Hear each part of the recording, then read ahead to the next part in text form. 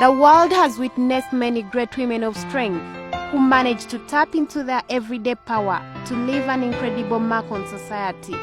Listening to words of wisdom from such amazing women can inspire you to become a strong woman yourself who approaches life with confidence.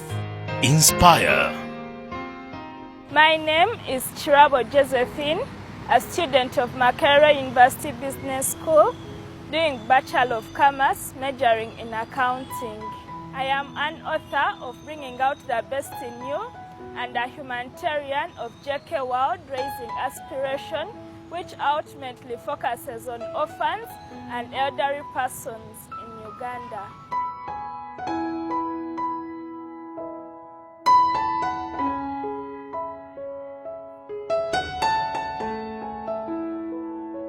I started my writing while in high school. That was S1. I used to write inspirational statements to students so that I can motivate them. Some were going through hardships in life. Some used to perform badly in academics. So I used to be the light that could come out and inspire and talk to my fellow students that they can be better in life.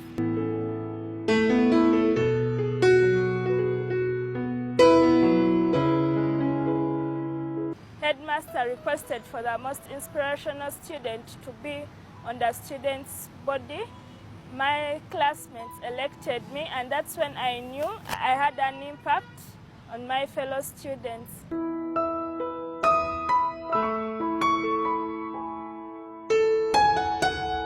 I got the ideas for writing my book.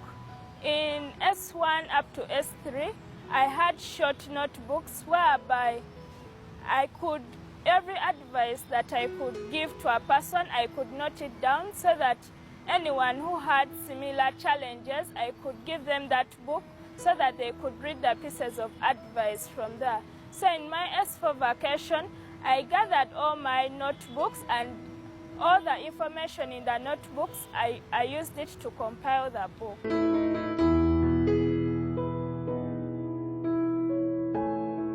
But then I had something small in 48 pages. I went to Fountain Publishers, Makerere University branch, but they told me they could not publish such a book. They recommended me to go to newspaper platforms. So the first newspaper platform I approached was The Observer, where I met James, who is the chief editor.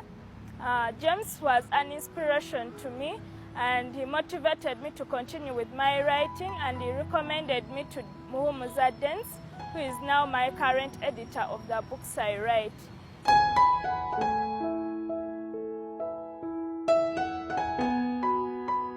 When I approached Dance looked at my work and he told me to write it down in the soft copy, which you could keep on editing and reviewing with time to time.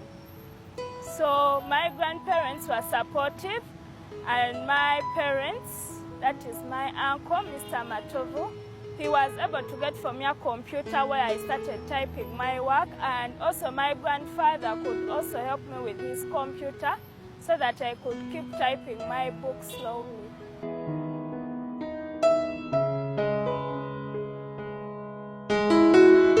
Dennis recommended me that I should always have a reviewer or a person who should forward my book, so that there are two parties who have reviewed my book and they recommend my book to the readers.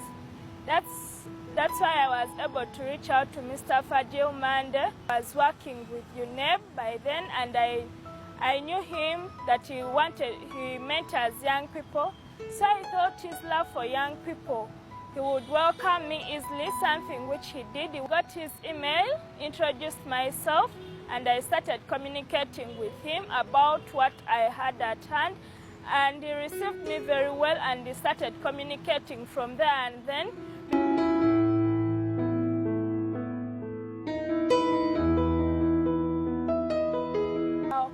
well, there was a competition by Buzz. Buzz usually organizes Miss Teen, and there was a category of Miss Ambitious. I won as Miss Ambitious, and there are the people who contributed the largest amount of resources to get the book done, to get the book launched, because we launched it on the next season of Miss Teen when I was to pass on the title of Miss Ambitious.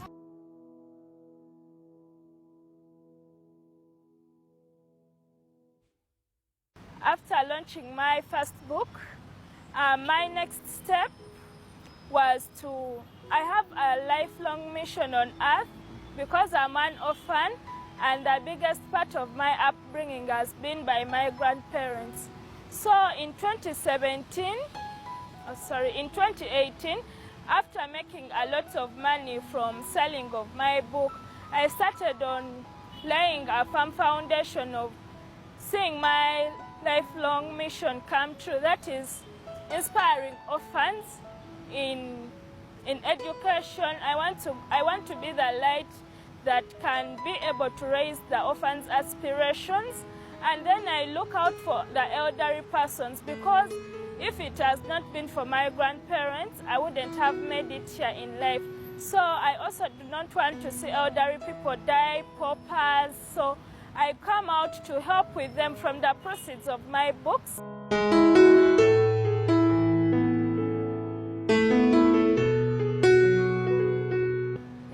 Some of the challenges I face while marketing my book: first of all, there is a stereotype that us Africans, we don't want to read. And it's through reading whereby we get information and we become knowledgeable so that we can be able to solve our present problems in the country. But people are unsupportive and they think reading books is for the Western people. So that's one of the challenges. Then secondly, you find a person, my book is currently 15,000. You'll find a person buying a book at 50,000, and then that person would want to harass me sexually. They start telling me those unpleasant comments which I do not want because I'm still young. So those basically are the challenges at the moment.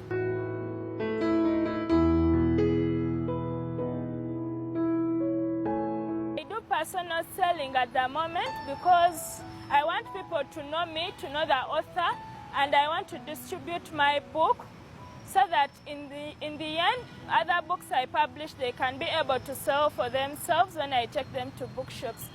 My second book is going to be about university and life after university.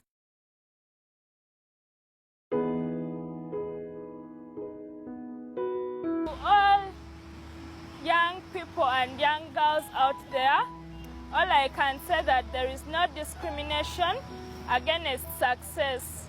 We all feel if you want to be successful, we are all between the boys and the girls. There is no discrimination that the boys will be more successful than us the girls.